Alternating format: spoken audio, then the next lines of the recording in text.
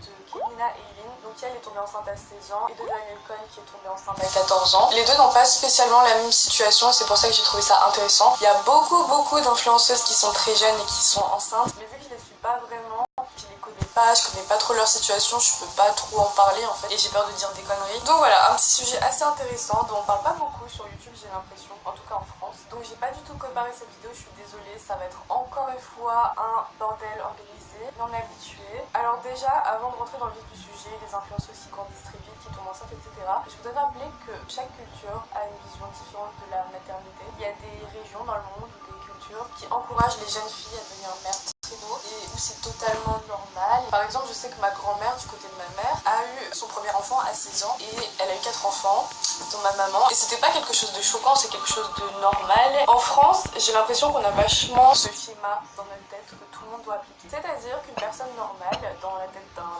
parent, de base, c'est mon enfant doit passer son bac, mon enfant doit profiter de la vie, aller en boîte de nuit, faire des soirées, nanana. Mon enfant doit finir ses études, mon enfant doit ensuite se trouver un copain, mon enfant doit trouver un appartement, se marier et ensuite avoir des bébés. Donc ce qui fait que l'âge moyen en France pour avoir un enfant, c'est je crois 31 ans en 2018. Donc ça n'a vraiment rien à voir. Et c'est vrai que quand vous posez la question à un Français, bah ouais, j'aimerais bien avoir un enfant avant mes 20 ans, vous dites tous, oh mon dieu, mais tu dois profiter, mais tu vas rater ta vie, etc.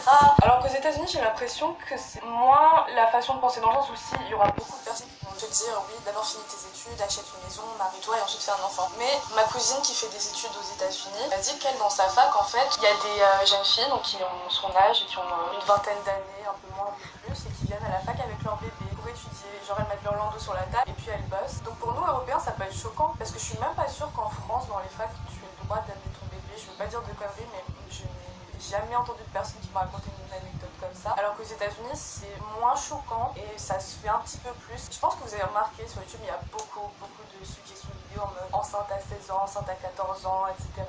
Vlog, une journée dans ma vie de teen mom. Enfin je pourrais pas compter le nombre de vidéos de teen mom qu'il y a sur YouTube. Et c'est vrai qu'en France on n'a pas tellement. Du coup ça choque beaucoup plus. Je pense pas qu'il y a un problème de contraception aux États-Unis parce que tout le monde a accès à la contraception. Surtout que je sais que les Américaines privilégient plus les stérilés ou les implants que la pilule. Théoriquement un stérilet c'est plus fiable qu'une pilule, mais je pense juste que c'est assez tabou en fait que peut-être que les Américains.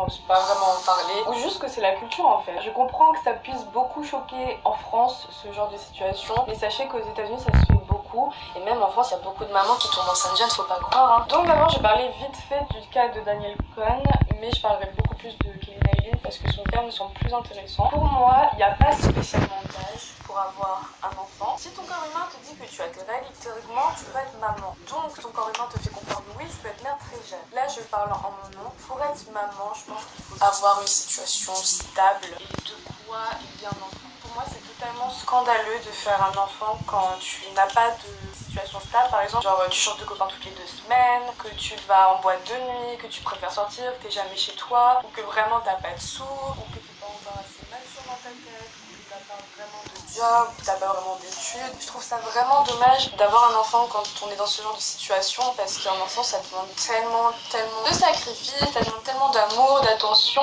et puis ça coûte de l'argent. Et je pense que c'est pour ça qu'en France la moyenne est aussi élevée, c'est parce que les gens avant 30 ans, bah, leur situation elle est pas tellement stable. À 30 ans, t'as fini tes études, t'as commencé à travailler, t'as économisé un peu de sous, tu viens peut-être d'acheter un appartement avec ton copain avec qui tu sors depuis quelques mois, quelques années, t'as une voiture. La situation est beaucoup plus stable et sereine et adaptée à accueillir un enfant qu'une lycéenne qui vit chez papa-maman, qui a aucune intention de bouger ou aucune intention de travailler. Mais c'est pas le cas de tout le monde. Il y a des gens qui ont une situation stable très jeune. Donc je prends le cas de Daniel Cohn qui est vraiment riche. Donc elle, l'argent c'est pas un souci. Par contre au niveau relation, elle sort avec son copain depuis 5 mois et elle a dit qu'elle devrait accoucher normalement le 14 août 2019. Donc si mes calculs sont bons, ça veut dire qu'ils sont sortis ensemble en décembre. Du coup ça fait août, juillet, juin.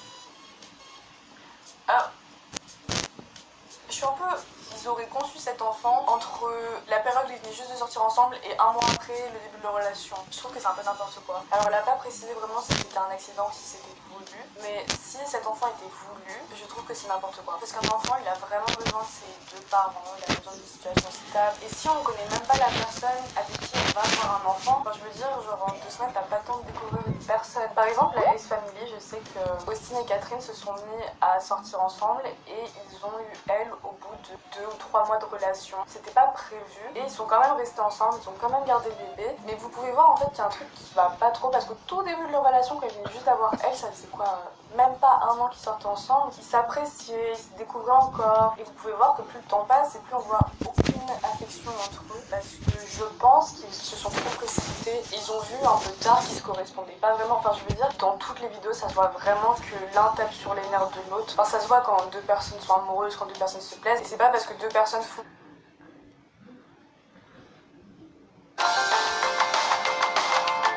Il faut pas seulement une situation financière adaptée, il faut aussi une situation familiale adaptée. Déjà sortir depuis plusieurs mois, voire plusieurs années avant de penser à faire un enfant. Et la famille d'Annie Cole est très présente à ses côtés. Enfin, ses parents sont toujours là pour elle. Enfin, ils lui organisent une baby shower trop mignonne. Même si le père est pas...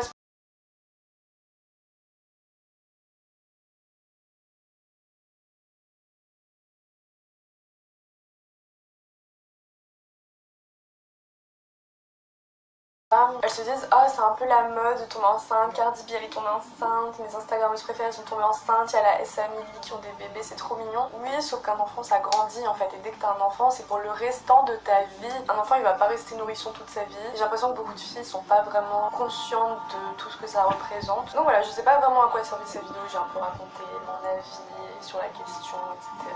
J'aimerais bien que vous me donniez à votre tour votre avis dans les commentaires. Si vous-même vous êtes enceinte ou que vous avez été maman très jeune, ça pourrait toujours aider les gens en commentaire et puis moi aussi ça pourrait me permettre de réfléchir et tout. Donc voilà, je vous laisse vous abonner à mon Instagram et à ma chaîne YouTube si c'est pas déjà fait, à mettre un pouce bleu et voilà, je vous fais de très gros bisous, je vous dis à la prochaine vidéo et si vous avez une idée de sujet, n'hésitez pas.